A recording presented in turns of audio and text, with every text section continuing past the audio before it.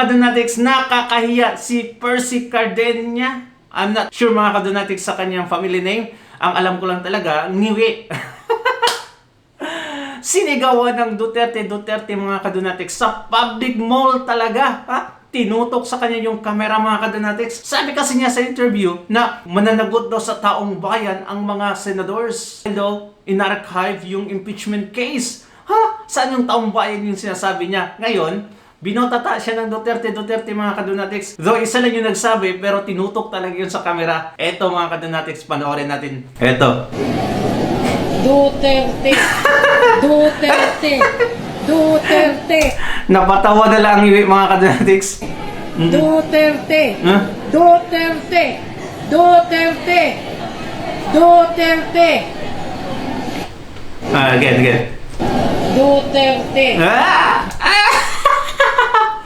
Napatawa. Tingnan yung tawa niya mga kadonatics. Hilaw. Kahit nakatagilid, parang nakaharap pa rin sa'yo.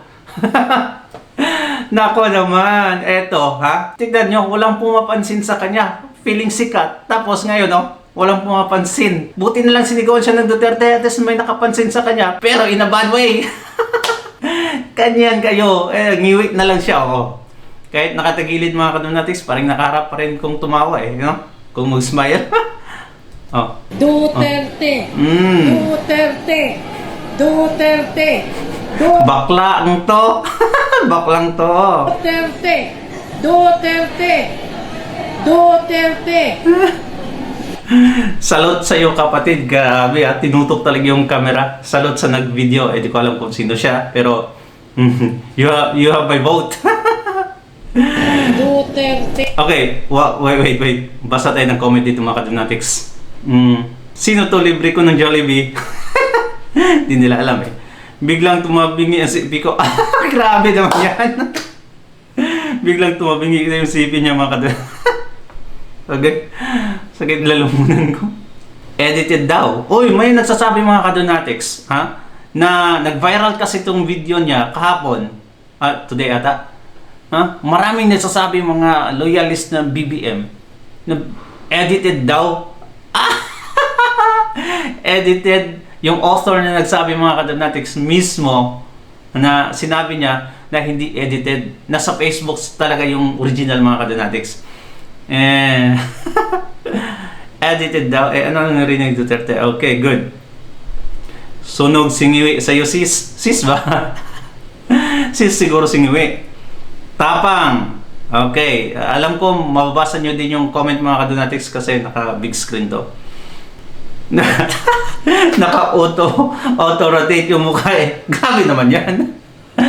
Eto kasi yung pahayag niya mga kadonatics na binatikos masyado. After sa impeachment case ni Inday Sara Duterte, naglabas ng salooban itong singiwi. At eto yung sinabi niya. Kung hindi nyo pa nakita. Nakakahiya. Nakakahiya ang desisyon ng Senado patungkol sa impeachment complaint laban sa Vice Presidente. They chose to surrender their independence and willfully abandon their constitutional mandate. Today, the Senate decided to become a Duterte Senate. Wow! Grabe mga kadonatics, Sarap talaga halipustain yung Sa pagtalikod ng Senado sa kanyang tungkulin, nagsilbi itong taga-konsinti at taga-kubli ng mga krimen ng Vice Presidente. Ang pandarambo ng 612 million pesos ng confidential funds. Grabe mga kadonatics. Yung una, ang sabi nila, 125 million confidential funds mga kadonatics. Yun talagang na-argue nila mga kadonatics, Pinamukha nila kay Inday Sara Duterte na nilustay yung 125 million. Ngayon, nag-elevate na sa 600 million mga kadonatics. More than a half billion niya. Ganon sila katindi. Kasi parang sabi nila mga kadonatics na parang maliit masyadong sarapit na to for the Vice President. Dapat natin gawing 600 million. Pagkabugok talaga. Mga bugok talaga mga kadonatics. Alam kasi nila, yung mga kasamahan nila mga kadonatics, yung mga kilala nila, billion yung gastos. So, inelevate nila kay Inday Sara Duterte sa 600. Ganyan sila. Yung laruan nila mga kadonatics. Bisto masyado. Nung una, 30,000 killings ang sinabi nila sa AJK. Nung nalaman natin mga kadonatics, through ICC, nasa 48 lang pala. Ganyan sila magmanipula ng numero. Ganyan kapulpol, kabangag, kasalot itong mga congressman na to at ng oposisyon. At alantarang pang-aabuso sa kapangyarihan. Mhm. Their disgraceful decision is Parang a betrayal Satanas of talaga the yung mukha, oh. Constitution and a betrayal of the will of the people. Mhm. This may have delayed our hopes for accountability and justice, Mhm. but it has not ended it. Mhm. Sa dulo, hindi pa nakakatakas si Vice President Sara Duterte sa Na, yung sabi siya, mga kadonatics, the way siya magsalita na hindi pa nakakasakas, para bang isa sa pelikula mga kadonatics na sinabihan siya na ikaw yung pinakamabangis na kontrabida. Baklang twa. Parang ganon. Parang salo talaga na isang demonyito. sa kanyang mga pananagutan. Mhm. Patuloy na magbabantay at maniningil ang taong bayan. Mhm. Tuloy ang laban. Oh, yun mga kadonatics, taong bayan daw. Yung taong bayan niya, ewan ko lang mga kadonatics, umabot yung sa 20. Taong bayan. Ang napansin ko talaga ngayon mga kadonatics, kahit sino sa mga oposisyon, taong bayan yung ginagamit nila. Si Tambaloslos, si Dilima, si Rizal de Virus, ito, si Trillanes, lahat mga kadonatics, taong bayan yung ginagamit nila na hindi nila alam siguro. Ewan ko ba kung saan sila natutulog ata, na mas majority yung nakasuporta kay Inday Sara Duterte. Huwag niyong idamay kami. Kasi nakasuporta kami kay Duterte. Kayo mga salot, iilan na lang kayo. Ay nako naman. At eto mga kadonatics, Inday Sara Duterte, sinabihang fake news yung palasyo. Fake news itong si palengkera ng palasyo mga kadonatics na si Claire Castro. Sinabihan ba naman niya si Inday Sara Duterte mga kadonatics na pumunta ng Kuwait without the authority of travel? What? Pwede ba yan mga kadonatics na isang vice president na walang authority of travel? Of course, she is matured and attorney mga kadonatics si Inday Sara Duterte, wise enough to secure that para to avoid any issues. At etong si Castro mga kadonatics, naku, sinabihan wala daw authority to travel mga kadonatics. Grabe ka, fake news. At eto yung sagot ni Inday Sara Duterte kasi natanong siya eto.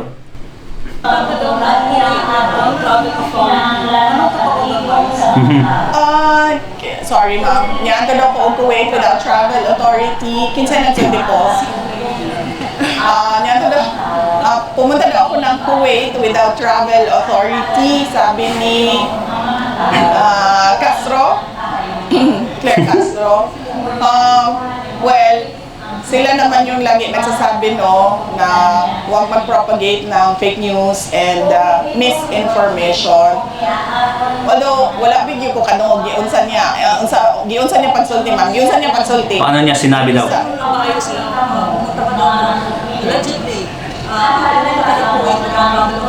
Okay, so alleged lang is siya ma'am, no? Wala tay video recording, statement. Bakit pa siya mag-release ng statement na gano'ng mga kadonatics? I really don't understand itong si palengkera. Hindi niya pala alam ang totoo. Bakit mag-allege pa siya? Ewan ko talaga. Para lang talaga may issue, no? May issue. Kasi, natapos na yung impeachment case mga kadonatics. Eto na naman. Mag-issue na naman sila na walang travel authority. Pag ginamit na naman yung OVP budget sa travel ni Inday Sara Duterte. Nako. Salap, kuramusin itong si Claire Castro. At all, nagikan yun sa iya ha. And then isulti siya nga iya to. Okay, sige. Gusto lang ako klaruhan ma'am, kaya wala mo na ako nakita. So gusto ko lang klaruhin kasi hindi niya nakita yung video or yung statement mga kadonatics, hindi niya narinig o nabasa. Yes. So, ang Office of the President and ang PCO, sila man ang permi na nagasulti nga dapat dili ta mag-propagate o misinformation and fake news, and there's no truth at all nga niyanto ko og Kuwait without a travel authority. So, I guess isa na naman yon sa ginagawa ng Office of the President na yung ilihis ang usapan sa kung ano ang totoong nangyayari sa ating bayan. So kahapon, nakita natin na unfavorable sa administration ang desisyon ng Senate of the Philippines. So, gumawa na naman sila ng kwento na umalis ako ng bansa ng walang travel authority para doon na naman matutok Tama. yung attention ng mga tao and matuloy na naman yung lagi nilang paninira sa akin. Ang sinasabi ko nga, ang tawag dyan is political scapegoating. Alright mga kadonatics, ha? Eto, nagsalita na si Inday Sara Duterte at nilinaw niya na may travel authority talaga siya. Bilang PCO mga kadonatics, sa presidential spokesperson, I cannot imagine mga kadonatics na maggawa-gawa ka ng istorya against sa VP, Vice President of the Philippines, na wala palang katotohanan mga kadonatics. I mean, gawa-gawa nga, no? So, walang katotohanan. Just leave it there in your toxic mind. Huwag mo nang ilabas, parang ganun. Bakit pa inilalabas nitong si Claire Castro mga kadonatics? In the first place, wala pala siyang evidence, source na nagsasabi na walang authority. Para mahilig talaga sa issue. Pag tanungin siya about sa fake news mga kadonatics, galit na galit. Di ba? Itong si Castring. Ewan ko ba, pag makita ko lang talaga itong mga kadonatics, kahit saang parte sa Pilipinas, sasampalin ko talaga yan. Totoo. Ay, nako. Thank you so much mga kadonatics and God bless you. Don't be stressed like us. Ingat palagi mga kadonatics and please don't forget to subscribe, like and subscribe. Bye-bye.